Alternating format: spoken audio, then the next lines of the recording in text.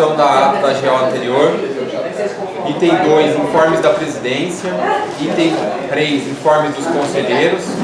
Item 4, apresentação pela Valme sobre o plano de manejo. Item 5, apresentação da equipe técnica da Sanasa sobre as estações dos loteamentos do Conrado e a ETA de Item 6 da pauta, análise do protocolado. Aprovação da ata da GO anterior. Foi mandado. Os favoráveis à aprovação da ata se manifestem. Você não fez as alterações? Fez. Mas já deu tempo? Contrários? Abstenções? Aprovado. Tem 2 informes da presidência, vou tentar ser bem breve. Bom, inicialmente, para deixar consignado em ata, né, nós tivemos aí o Fórum Mundial da Água, na qual acho que uma série de discussões aconteceram. A CBN me ligou para para perguntar a minha opinião sobre a questão das barragens. Informei tudo o que tinha acontecido, das manifestações que aconteceram no pleno, e a minha opinião pessoal, enfim, por acreditar piamente que grandes barramentos, a teoria já demonstrou que não são suficientes para garantir segurança hídrica, e a realidade no estado de São Paulo, pelo sistema Cantareira, já demonstrou que não é seguro garantir, não é uma medida efetiva para garantir segurança hídrica. Em que pese isso, o governo do estado de Campinas seguem na vanguarda do passado, com grandes barramentos. Esse conselho até agora não se manifestou favorável a nenhum dos barramentos. Continuamos aguardando as respostas de todos eles e não vou me surpreender se as obras se iniciarem à revelia desse conselho gestor da APA. Né? E, curiosamente,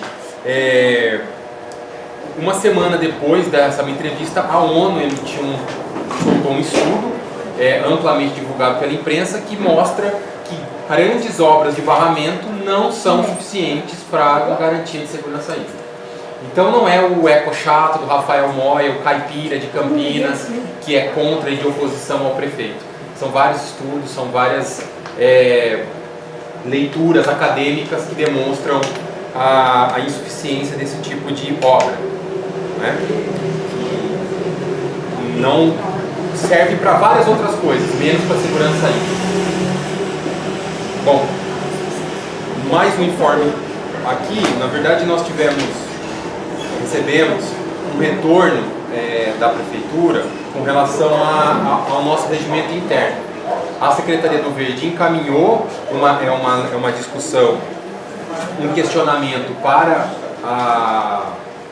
o jurídico da prefeitura, enfim, e a gente sabe que, infelizmente, o jurídico da prefeitura responde o que o prefeito quer, e eles, de uma maneira equivocada, na minha opinião, continuo insistindo nisso, decidiram, inclusive, que toda aquela nossa votação do regimento foi totalmente inadequada, quórum inadequado, etc, etc, etc. Inclusive sugerem, caso não haja um acordo com a mesa diretora, que se mova uma ação judicial. Acordo com a mesa diretora não vai ter, principalmente porque a gente entende que seguiu toda a legalidade, todo o rito que deva acontecer.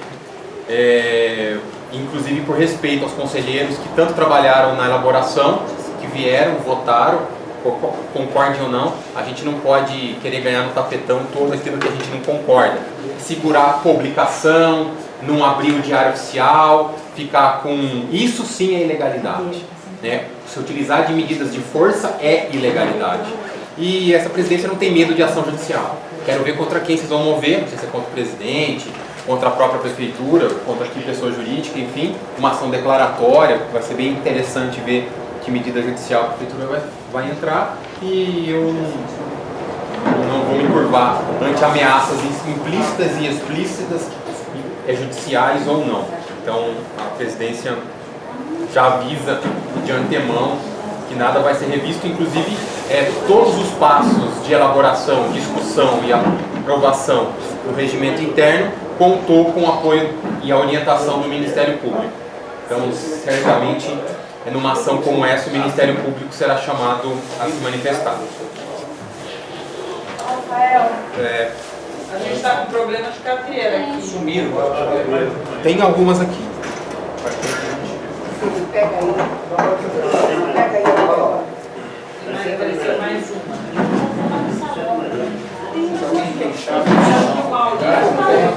Mas ali tem uma, ó. Não, essa é Vicente. Tá pegando ali. Tá bom. Passa essa. E tem uma mochila ali, ó. Quem que é a dona dessa mochila? É o Maurício da Pauta. Ah, Bom, então seguindo a ordem das pautas, informes dos conselheiros. Estão abertos. Bom, pela Sanasa, a Sanasa recebeu um ofício que foi protocolado em 23 de março, solicitando a resposta do ofício 37/2017, que trata da barragem de Campinas. Esse ofício pede para dizer o que está sendo executado, em que pese está o projeto. A Sanasa deverá responder por escrito ao CONGEAPA em 15 dias. Se os conselheiros e o presidente acharem interessante, eu posso me fazer uma manifestação do que vai ser essa resposta. E o item 2 do protocolado seria o agendamento da apresentação, né, da Sanasa, do painel do cenário de esgotamento da APA, da nossa APA, né? E também, conforme o presidente colocou na pauta, a situação do Arboreto e Jequitibás. Tá? Então, eu vou deixar, presidente, ao seu cargo, né? Se o senhor quer que eu faça uma citação oral do que vai ser respondido, ou se a mesa aguarda a resposta por escrito. Eu acho que a gente aguarda por escrito, né? Tá ótimo. Perfeito, melhor.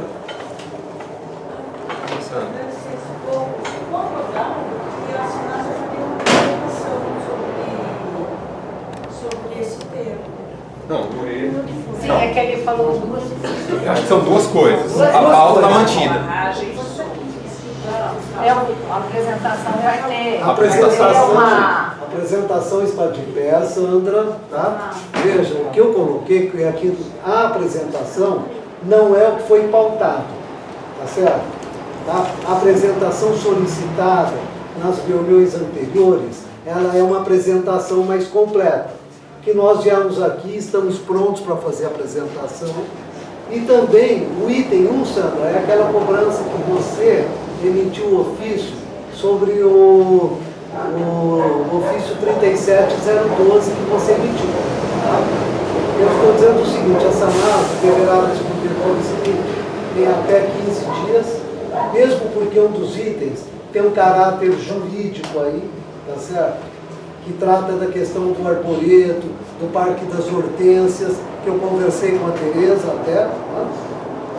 E esses contratos aconteceram há 20 anos atrás. Então nós vamos ter que resgatar uma história. Eu tenho, se quiser. Não, Tereza, Já achei 3 ou 4 Não, Tereza, a Sanasa vai pegar os contratos, vai fazer o levantamento de todos os contratos para poder responder isso, tá? Baseado em caráter oficial.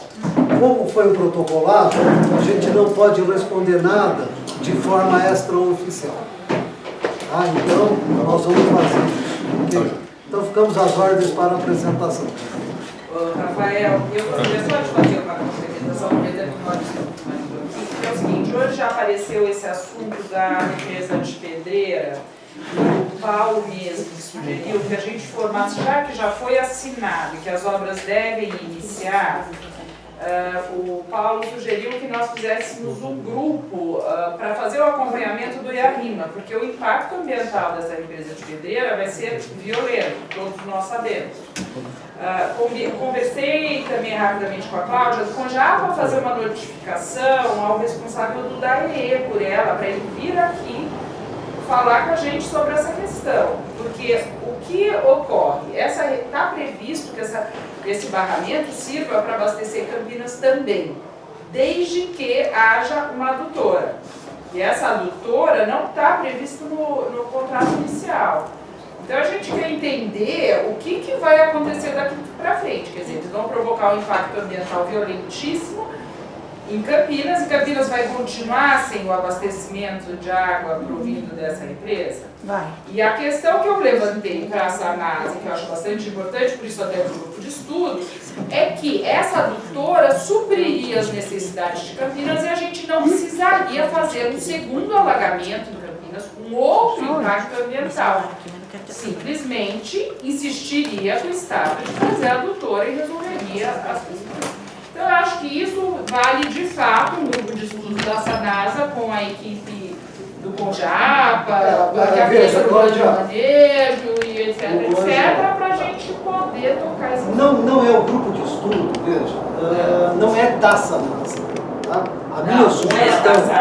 A minha sugestão é que seja, certo, a Sanasa, eu como conselheiro, tá, e representante da Sanasa, posso participar desse grupo, mas o grupo é do CONGEAPA. Por quê? Porque a gente tem que acompanhar, tá, as mitigações a serem executadas, bem como toda a tratativa contida no EARI. Tá? Essa é a sugestão. Eu acho bastante interessante, eu achei bastante interessante. Tá bom, a gente vai seguir com isso. E pauta numa próxima eleição da comissão. Tereza. Sou eu? É você. Deixa eu sentar aqui, né? Acho que reservado. Não, eu fico lá atrás, né?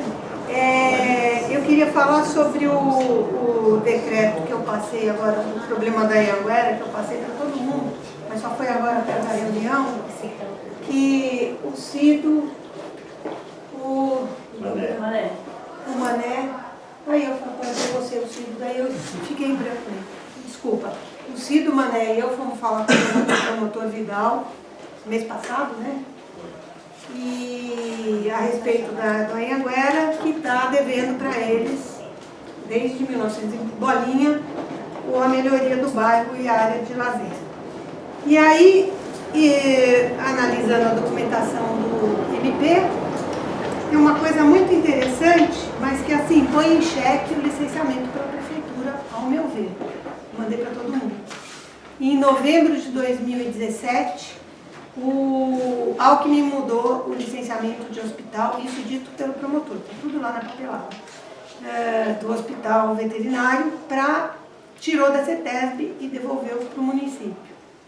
Isso foi dia 28 de novembro de 2011. No dia 21 de dezembro de 2017, desculpa, tudo isso. Ou seja, quase um mês depois, a secretaria fez um documento, assinado por um técnico, que eu não me lembro qual foi, falando que a competência era da CETESB e o secretário endossou no próximo documento da página do processo. Então, assim, eu acho isso seríssimo, eu quero voltar lá para falar com o promotor sobre isso, especificamente, porque eu tenho uma questão, desde sempre, com licenciamento feito ou pela CETESB ou pela prefeitura. Eu acho que nenhum dos dois nunca foi 100% que é para resolver as coisas todas. E, inclusive, eu tenho uma pastinha minha que chama Parecer do Condema Vale. Tenho muita coisa lá e agora eu vou juntar isso aí também. Então, assim, eu acho super complicado, porque joga de um para o outro e aí você vai ver e ninguém sabe nada. Não tem cabimento, não pode acontecer uma secretaria que não sabe o que ela está fazendo. Então, é só, está todo mundo com e-mail, aberto a comentários, a sugestões, a críticas, ao que quiser. Sobre esse assunto, como se trata de licenciamento, eu vou tentar esclarecer um pouco a interpretação da Secretaria do Verde a respeito da recente alteração da legislação estadual que aborda o licenciamento ambiental. O decreto citado pela Tereza, o 62973 de 2017, alterou a redação de parte do decreto 47 a 397 de 2015. E, de fato, esse decreto recente de 2017 excluiu do texto uma terminologia inclusive hospitais veterinários. Tinham várias tipologias que eram licenciadas pelo Estado, por meio da CETESB, o decreto excluiu, inclusive hospitais veterinários. No entanto, essa é uma posição ainda recente, que precisa ser melhor debatida, porque já é uma posição, é discutível a interpretação desse decreto, principalmente no sentido de dispensar o licenciamento dos hospitais veterinários junto à CETESB. Porque vejam bem, se o decreto licencia hospital veterinário, a palavra veterinário é um qualificativo de hospital. Qual que é a diferença do hospital para o ser humano, né? Os biólogos que me corrijam são mamíferos, então o impacto ambiental é muito similar. Então a gente entendeu que pelo fato de ter a nomenclatura manter-se na redação original do decreto 47.397, a palavra hospitais significa que toda a gama de hospital está embutida. No entanto, como eu te disse, como é um documento recente, requer diálogo entre os entes e requer uma interpretação. Só para vocês terem noção de como ficou o dispositivo, então, licenciável pela CETESB, hospitais, sanatórios, maternidade, instituições de pesquisa e de doenças. No protocolo, recentemente, que respondemos ao Ministério Público sobre o assunto, há uma manifestação do gerente da CETESB, do Domênico, eu não me recordo o sobrenome dele. Como é que é? Tremaroli. Domênico Tremaroli, da CETESB, indicando que com a alteração do licenciamento, não é mais da CETESB e passou pela SBDS, como a Tereza pontuou. Eu não, o promotor. Isso. Só contei que ele falou. Essa informação foi debatida pelo Departamento de Licenciamento como não mais passível de licenciamento junto à CETESB, justamente por essa discussão que eu coloquei para vocês. Mas tem uma outra discussão, que é a competência do licenciamento ambiental. A Lei Complementar 140, lá no seu artigo 9º, num dos seus incisos, diz assim, que o município licencia tudo que a deliberação do Conselho Estadual diz que o município licencia. Aqui no Estado de São Paulo, tem a recente deliberação CONSEMA, normativa número 1 de 2014, que deu um pacote para os municípios licenciados, em 3 graus diferentes. O município de Campinas licencia o pacote maior dessas tipologias. Não está na deliberação CONSEMA número 1 hospitais veterinários. O Estado e o CONSEMA não revisou a deliberação CONSEMA para que, se quisesse transferir essa competência para o município, deveria fazê-lo por meio normativo? Pela deliberação CONSEMA, porque é isso que rege a legislação federal. Tem muitos críticos, né, do licenciamento ambiental, e eu pessoalmente sou uma crítica do artigo 9º da Lei Complementar 140, porque ela estrangula as competências municipais. Eu sou uma crítica, mas a lei está posta, né? Ainda não foi decidida a ação direta de constitucionalidade do STF em face de vários dispositivos dessa lei, então hoje ela está vigente. Nós gostemos ou não, é assim que funciona. O Estado passa suas competências para o município através da deliberação CONSEMA número 1. Antigamente, como que era feito esse repasse de competências? Por meio de convênio, por meio de uma negociação, de um acordo e tudo mais. Hoje não é mais assim. Hoje, através de um ato normativo e deliberação CONSEMA. Então, o que ficou, na verdade, Tereza? Ficou esse impasse de interpretação da norma. Né? Como é recente, a gente vai ter que conversar. Mas, de qualquer forma, do ponto de vista técnico, extrapolando a questão normativa, qual é a diferença de um hospital de seres humanos para um hospital de animais? Né? Então, muito rapidamente é esse. O impacto quer nos parecer que é o mesmo. Então, fecho por aqui só para a fim de esclarecimento rápido. André. Eu não sou veterinário, né?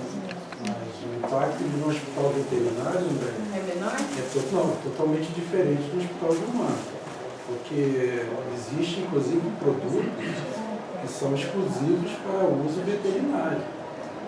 E esses produtos de uso veterinário são bons para animais, mas podem causar, por exemplo, câncer em humanos. Então a gente não mistura, ou pelo menos não deveria, né, ter o mesmo tratamento de hospital veterinário que se dá para o humano. Nós temos inclusive o quê? Parasitas em animais que são comuns nesses animais, mas que em humanos podem levar à morte. Quer dizer, há uma grande diferença, ou pelo menos deveria haver, Mas o impacto, André, na sua opinião, ele é menor, maior, igual? Eu não diria que ele é menor ou maior, porque na verdade vai depender do tipo de resíduo. Né? Se eu tiver uma carcaça, por exemplo, com febre aftosa, né? O que você faz com um animal com febre aftosa? Você sacrifica. E um humano, você faz o quê? Então, assim, o olhar é diferente. Né? Então, eu entendo que isso não deveria, eu não sou veterinário, mas, assim, pensando pela lógica biológica da coisa, eu não diria que as duas coisas podem ser equiparadas, simplesmente pelo nome hospital. Eu acho que o olhar tem que ser um pouco mais cuidadoso em relação a isso. Eu falei no sentido do impacto. Como a patologia hospital pode ser diferente, né? Tá, se a gente puder ir fechando. Posso só fazer um comentário? É rápido. Super rápido. Eu só vou comentar que tá há 10 anos isso lá, aqui na APA, tá certo? Sem licença nenhuma, funcionando e pior, tem documento naquele parecer que a gente fez da vigilância sanitária que tinha que ter ido lá e não foi. Então nós estamos assim em débito total com o meio ambiente com esse negócio que está lá. Enquanto a gente discute, a doença está caminhando. Agora, presidente, eu vou só esclarecimento de 1 minuto. A Coordenadoria de Fiscalização Ambiental é ciente dessa irregularidade e já tomou as medidas do Poder Judiciário. Sim, mas é o papel e o negócio está lá. Tá bom. Essa que é a verdade. Beleza, vamos lá, seguindo. Exatamente. Mais alguém? Vamos próximo ponto de pauta. Bom, então vamos lá. Agora a apresentação pela Valme sobre o plano de manejo. Eu achei que era você. É você.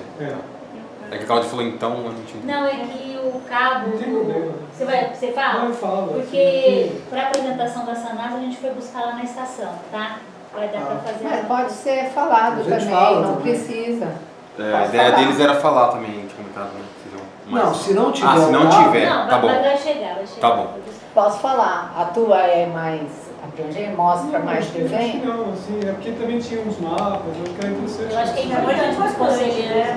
Eu posso começar a falar então da Sanasa. Pode ser. Então, deixa eu só botar em votação a inversão da pauta. Os favoráveis à inversão da pauta se manifestem. Tá aqui? Contrários. Abstenções. Tem como por ali? Então está aprovado.